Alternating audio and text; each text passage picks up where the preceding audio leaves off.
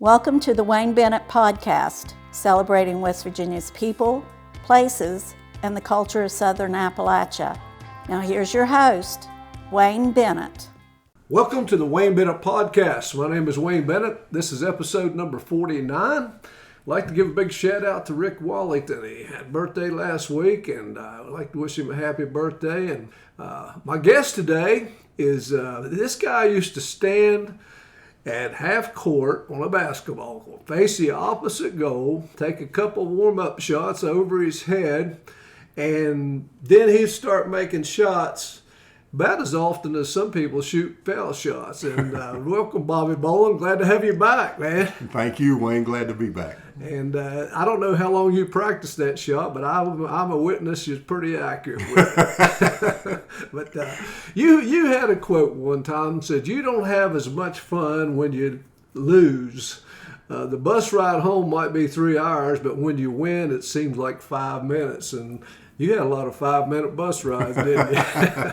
Yeah, those were enjoyable and fun, and we had a lot of long bus rides at Mount State. Our closest game away was probably 5 hours. Wow! So we always went the night before and stayed in the hotel, and then left after the game. Could get home at 3 in the morning, 4 in the morning, 5 in the morning. There were times we would get home, I would just shower at work and stay there, and much better after a win. Well, I know. Let's go back to Woodrow just a second. I'm lobbying here. We have. I know we talked about in our last interview that you guys had a run there, state finals, won second place one year, won state championship a couple years, and well, you know, I happened coached. I had coached Tamar Slay. I coached Tink Brown. I coached Chris Daniels, all in football. And I introduced Rich Colacerto to his wife, Pat Laws. And so you think there's any way I might be in the Woodrow Wilson Basketball Hall of Fame? You have to be. You have to be. But, Pat and I graduated together, and she was over at Sophie Elementary training one time when I was over there working, and Rich was he was an 8th grade teacher, and I introduced them both, and here we go. Right? Had a thing the other day where Anthony Scruggs was on that 92 and 93 team that I was part of, and then Tink was on the 90 team. So I was part of 3 of those state championships and the 91 runner-up. And Anthony Scruggs and his son have the most points in the history of the Armory. Anthony scored 1,400 for Woodrow, 1,900 for me, and his son has 1,500 to West Virginia Tech. So there's not even a close second. And talking the other day, and I said, well, it'd probably be Rich and Ryan Colacerto second. Ryan had 1,500, Rich had 12. Well, so you were an assistant at Woodrow, and the Beckley College became College of West Virginia, and they hadn't had a basketball program since 1977, I think, and this was around 93. How did that connection, how did you get hired as the coach? You hadn't been a head coach in high school, and you hadn't been a head coach in college. How did you get that connection? Mel Hancock was up there, and he believed in me, and I don't know that anybody else wanted to start a program from scratch. Yeah. And I can remember being over at Park Junior High and telling you and Ron Kidd, we were eating lunch, that I was going to do that. But, I heard they were thinking about starting one, and I put a proposal together and went over there and told them we could win a national championship within 10 years. And they looked at me like I was crazy. And I think Mel really believed I could do it. Well, they opened the job up and had a bunch of applications, and they interviewed 5 people, and I kind of sold them on. I wasn't worried about if I was a head coach, assistant coach. We were in the top 25 in the country. And, I felt like that I had a lot to do with it. And Coach Barksdale, I learned a lot under him, just the work ethic and all that stuff. And I felt very comfortable that I could do it. And it hadn't been that long ago since I played at that level. Uh-huh. And then now I was in for a little rude awakening because it was much more difficult than what I thought. But I think Mel had a lot to do with it. And then I thought that the committee thought they really needed somebody from Beckley to go out and get the thing started from the ground level. and sold them on that, and they gave me the chance to do it. So what's the first thing you had to do? I mean, you were hired. What did you do first? Sat down there. They gave me a year head start. So I sat down there that summer I started recruiting before, and I was recruiting people there, but we didn't have games. I said, we're going to practice a year. And I brought some good players in that had been out of school a few years. Now, some of them made it and some of them didn't. Who was the first person you recruited? We signed Mike Ely from Liberty High School. He had a really, really good high school career. We signed him and a kid, Noel Brown from Woodrow. And Noel ended up going in the service. But Mike Ely came and played for us. And then Brian Kidd had just got out of the service, and he was 22 years old, and then he turned into a real player. And we signed him, and then we had Mike Wilson and Glenn Staples and Stuff Lynch decided to transfer back. So we had 2 Division I transfers the first year, but signed them, and then we practiced that year. Just practiced at the Y. We'd get the Y floor, and we practiced there. But then the first week, I said, well, I'm going to make a schedule. And I figured that would take a while. It was done in 2 days. Everybody called and said, well, we're going to start a team in 94. Yeah, what date you want to play us? Everybody wanted to play us. And we had the hardest schedule in the country. I really thought we would come out and win the national championship the first year. We had 2 Division I transfers and all that. And then I realized everybody had Division I transfers. But we did go 17 and 16. Wow. And we played Georgetown, Kentucky, Rio Grande, University of Charleston, West Virginia State. I remember calling Greg White, and I said, you want to play twice next year? And he said, Bobby, you sure you know what you're doing? He said, don't you want to schedule, real small? I said, nope, I want to schedule you. Do you want to play? And he said, well, yeah. And so we went up there the day before Christmas break. I ended up getting a center out of Georgia that was really good. And they beat us 75-63 on December 15th. But I let some of my players take their luggage with them to get on the plane after the game to go back home, which was a mistake. Well, Charleston came to Beckley in early February, and we beat them 99-92. Wow. And, so that was a big step. And Brian Neighbors, was a captain on that team for Charleston. And they had a good team. But, yeah, that was kind of the start of it. Now, you had to find places for these guys to live. You didn't have a dormitory or nothing for those guys if they had to stay in town. And I remember I was in a rental business. You had a couple apartments for me, I think. And you know what? I think Brian Kidd, I think Steph Lynch, and there was another guy stayed there. Great tenants. Man. I never had any problem. They played basketball and went to school. Oh, yeah. I remember bringing parents and their kids. Now, I'm going to find them a place to live. And then they'd go to these other schools and they'd show them the dorm.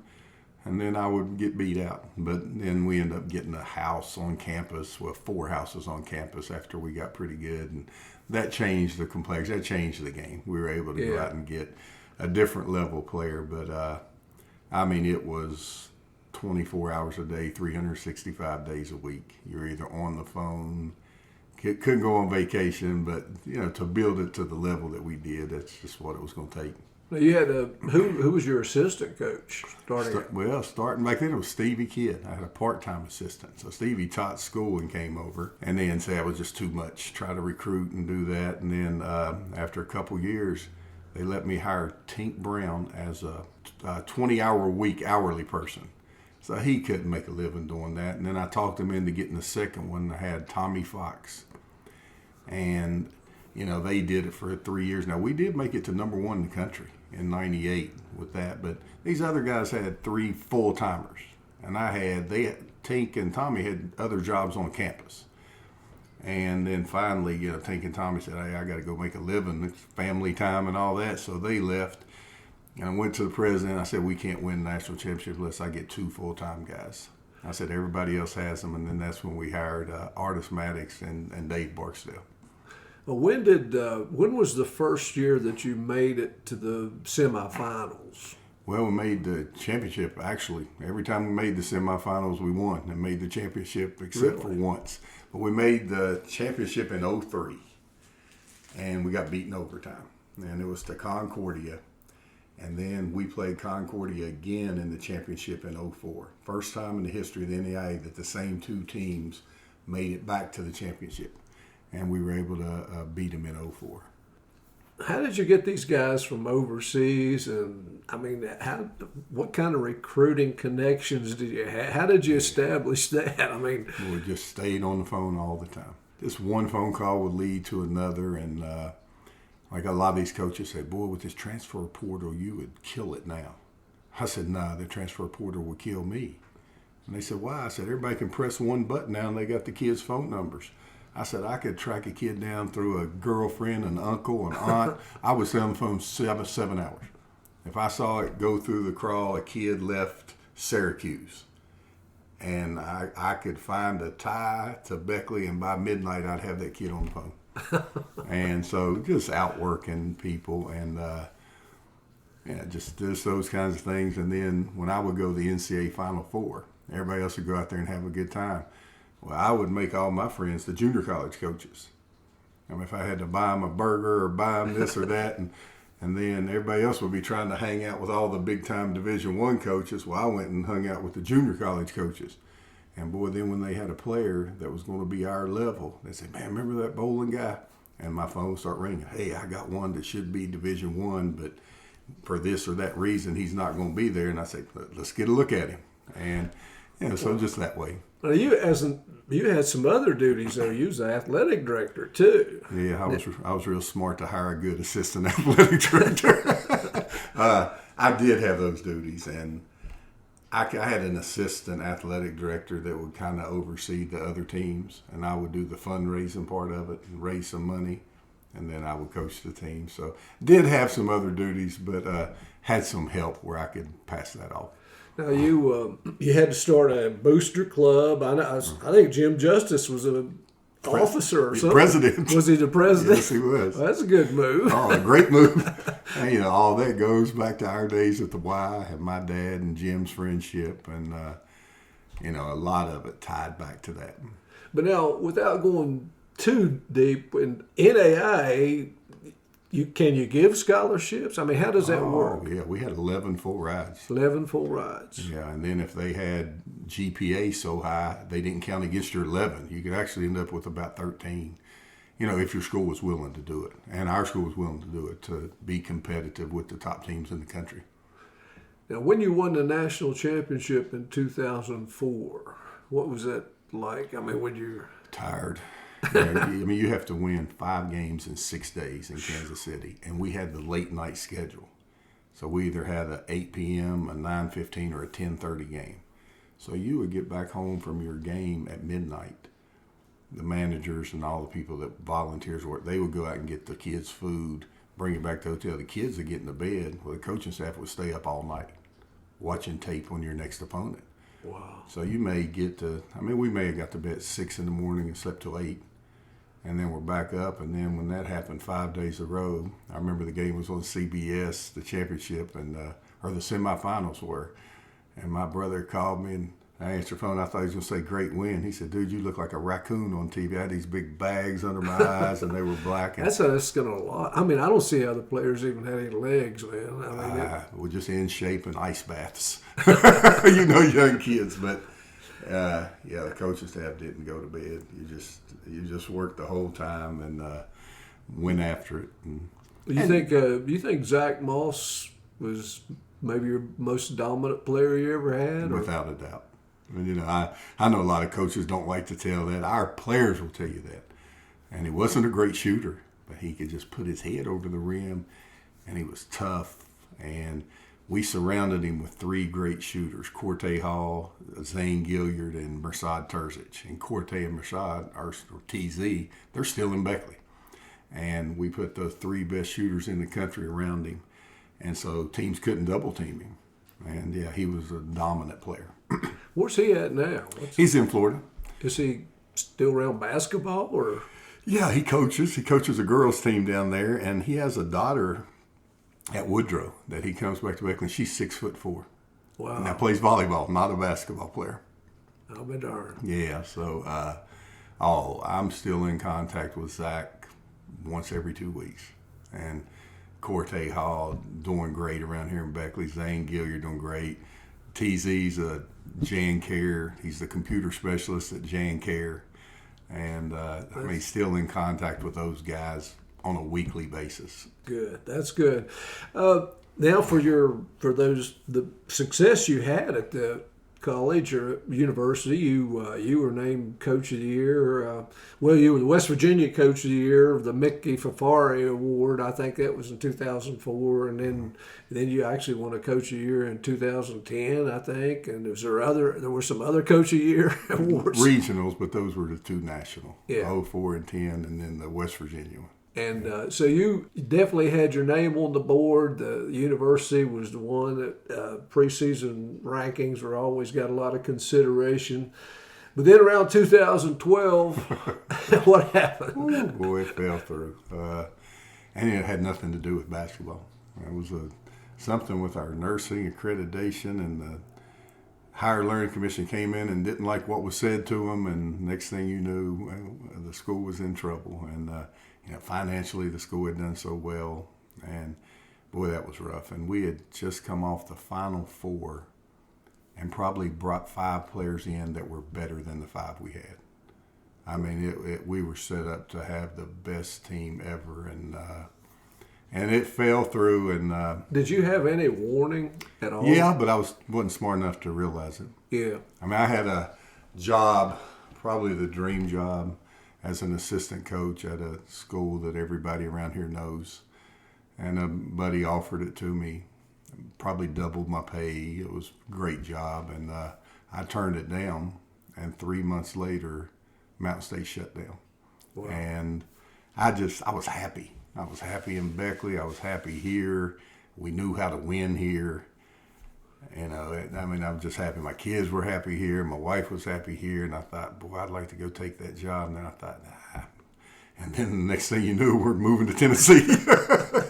Well, I know a couple of years before that happened, you had called me about a wrestling job. Yeah, we were talking about starting a wrestling we program. were, and you were the first call. I would have been tickled to death if my situation would have been different. I mean, starting from the ground up on a wrestling program and coaching college, and I'm glad I did under the circumstances. But during the 19 years that you were at Mountain State University, there was one 10-year span. You had like an 88% winning, which is ungodly, and won 489 ball games, and I mean that's quite a record. And so the bottom's kind of dropped out.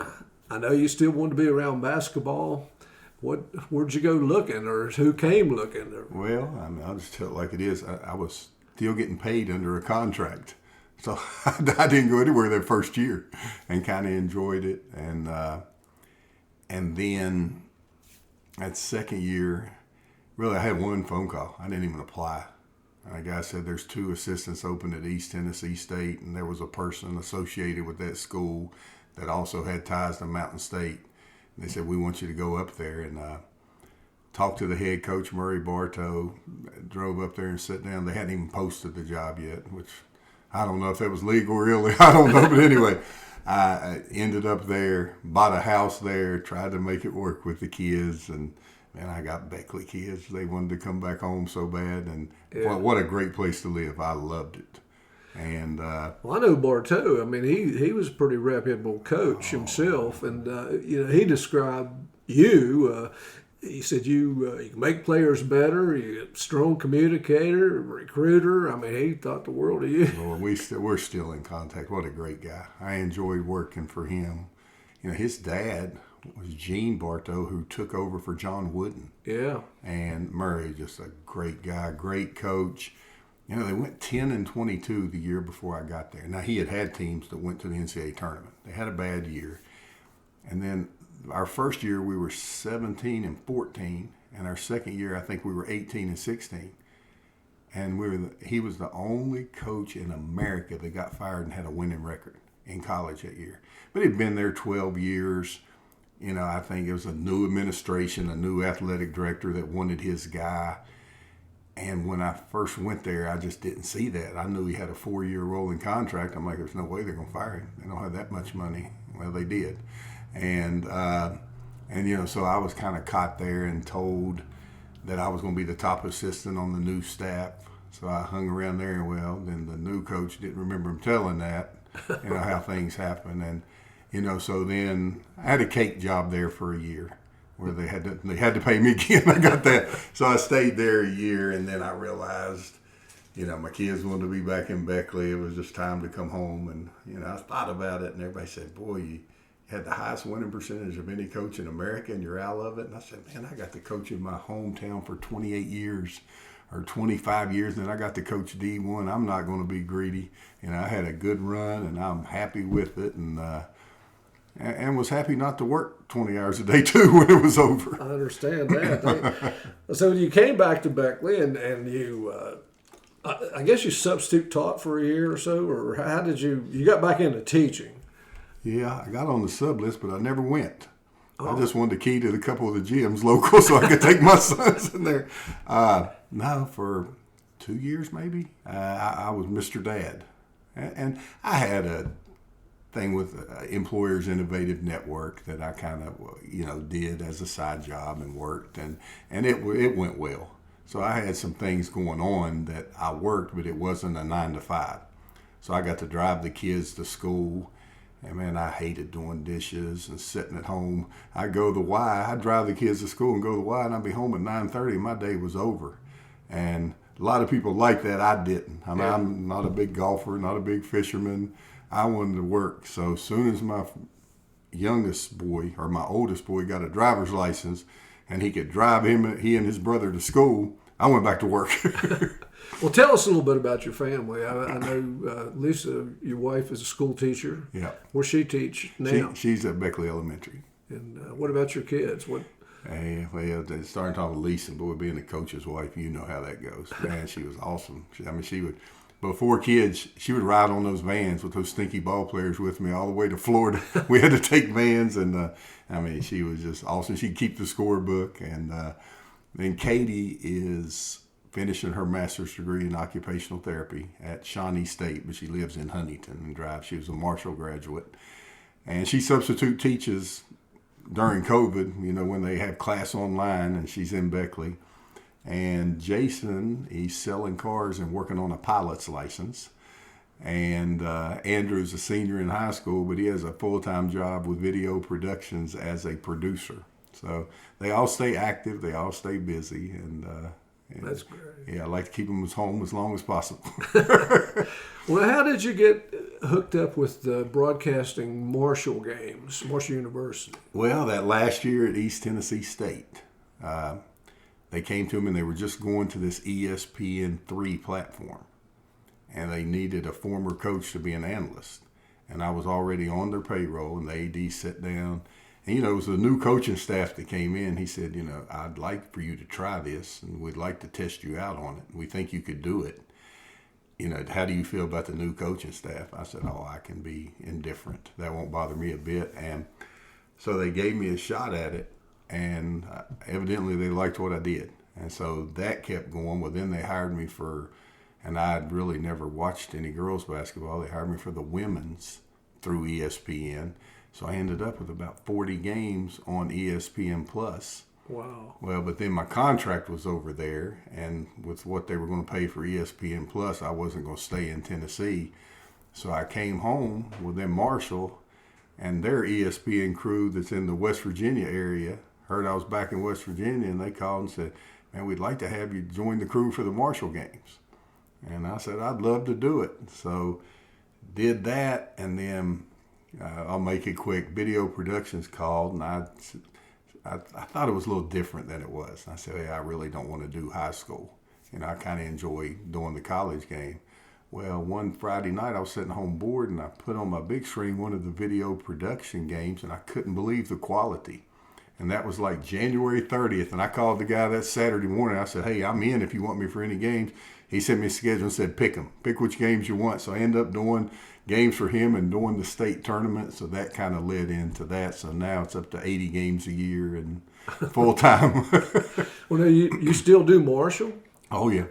And do you work with Mark Martin most of the time? Yeah, I'm the analyst for all their home games. Unless they go up to ESPN2, then I get booted off because I'm considered local. And I do half of them with Mark and half of them with a young guy named Jake Griffith.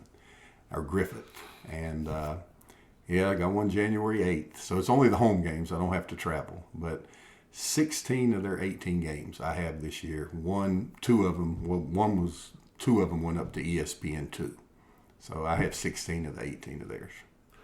Well, now, with video productions, besides being a basketball analyst, I mean, do you have another title, or how are you tied in? Do you sell ads or what else? Yeah, I do some of that and talk to the owner every day, and because my son's involved. But no, I don't have an official title except for the analyst. But and you're teaching school too. Yeah.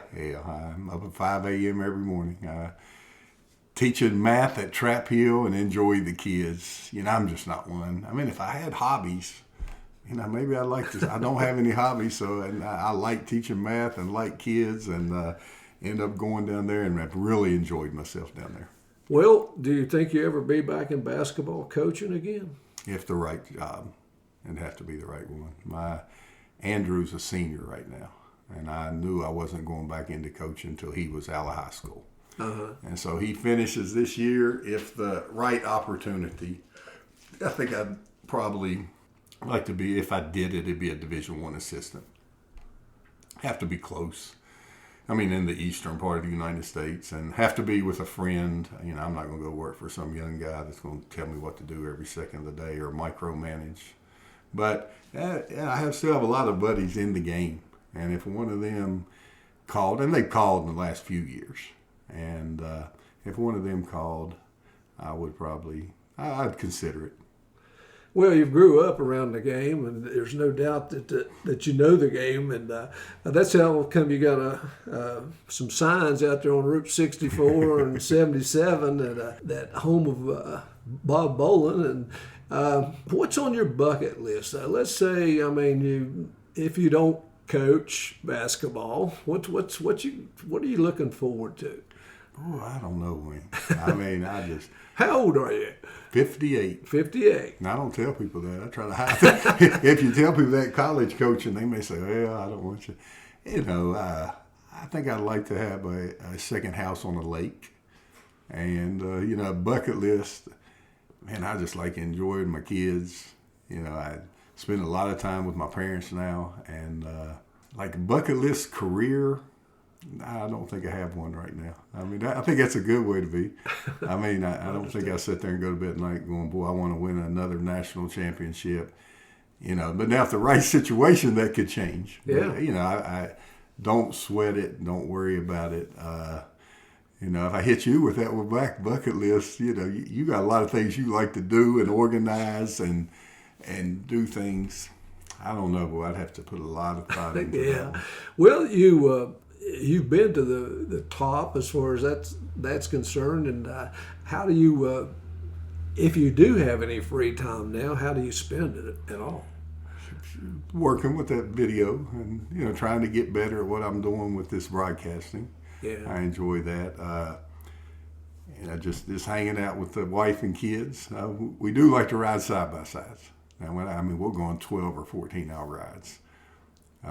We go with buddy Dave Williams, a state policeman, and he knows every trail. We've hopped on at Harper Road and end up in Boone County. and we really enjoy going out in the woods and riding those side-by-sides. And then in the summer, spend a lot of time on summer. So I guess I do have hobbies. I just didn't realize I did. You still got jet skis? Got rid of them. The same ones Wayne I had for 25 years. Got rid of them last year. But we still have a pontoon boat on Summersville Lake and spend a lot of time up there. That's great. To go up there and so that's a hobby. I guess I think a hobby's got to beat golf, something competitive. I have some non-competitive hobbies. Well, how would you like? What changes do you think needs to be done in college basketball or college sports or is there anything that you think needs to be changed now? Yeah, we don't have enough time on this podcast. Okay. Yeah, college football, playoff system. Nobody's watching these bowls. Yeah. Time to go to about 12 of them, 16 of them, and play it off. And I know there's positives and negatives. High school basketball needs that restricted area circle under the basket. where kids can slide under people and take charges, and everybody collides, and the referees have too hard of a time deciding if it's a charge or a block. I can go on and on about things that I think should change. I think the basketball is in a good place, but with the NCAA and all this name, image, and likeness, everything's going to change. I didn't like that, and a lot of people do, but I didn't. I like the players being able to make some money off of their. I like that, but I don't like what it's doing to loyalty, where they can just transfer anytime. I hate that, but and say the coaches could do. Well, maybe the coaches shouldn't be able to do it either. Yeah. Maybe if they transfer, there should be a penalty too. But I don't like that. A kid played 1 year, and oh man, I'm the eighth man, and then they can go transfer somewhere else. And I can't keep up with them. No, and it makes you not watch it as much. Yeah, it does. Two of Marshall's players were starting for Eastern Kentucky this year, or playing for Eastern Kentucky this year, and I don't enjoy that. And I know I could take a lot of heat for that. Well, you let the coaches do it, and that's right. Maybe coaches shouldn't be able to do it either. I agree. Maybe they should have to pay a big penalty if they decide to switch in the middle of the year or something. And but I don't like that direction it's going at all. Yeah, we'll see what happens, I guess. But Coach, I appreciate you coming by, man. It's 30 minutes. We talk, and time just flies. But I got one other question. Can I get you back again? Oh, I'd love to come back. That's the quickest 30 minutes, and our friendship goes back so far. It's fun sitting here talking to you about sports, and I'd like to get you back maybe about a week or so before the state basketball tournament. That would be good. Put you on the line and let you predict a few winners maybe or something. Hey, but we'll do that. That's a date then. And anybody else out there who wants to be on the show, just give us a call. Get on Facebook and connect with me, or email me at awbennett50@gmail.com. And until next time, remember, if you're not dead yet, you're not done yet. And we sure enjoyed talking to Coach Bolen, Bobby, and I tell your dad, anytime he wants to come on, we want to have him. I'd love to. He will love it. Thank you, man. God bless you.